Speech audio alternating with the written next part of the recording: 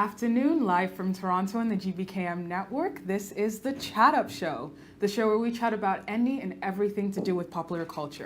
I'm your host, Elizabeth Eloidy, and I hope that you are ready to chat it up with me today.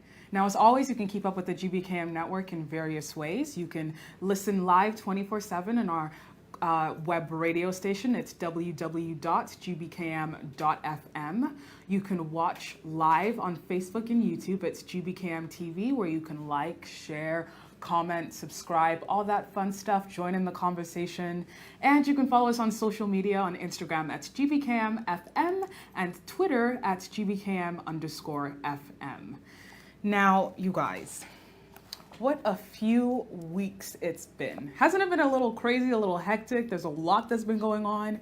The world feels like it's come to a standstill for the last 4 months. You know what? It's been a crazy first 6 months of 2020. This has been a year. But before we get into that, I just want to check in with all of you. I hope you're all doing well. How are you doing? Personally, I'm doing okay.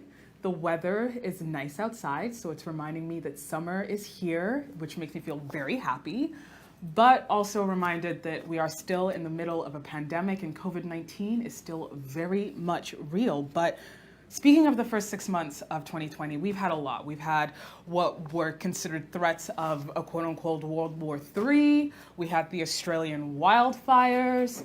Then we lost a basketball legend, Kobe Bryant and his daughter Gigi Bryant, and the 7 others who lost their lives in that horrific helicopter crash. May they continue to rest in peace.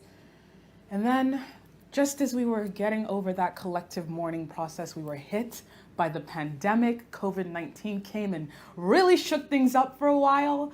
And then now we're in the midst of halfway through our 3rd week of global protesting against anti-racism protests and protests to show solidarity for those who have lost their lives to police brutality. So there's a lot that has gone on this year. A lot. But that's okay. We are taking it all in stride. We are dealing with it. We are evolving. We are even seeing some change.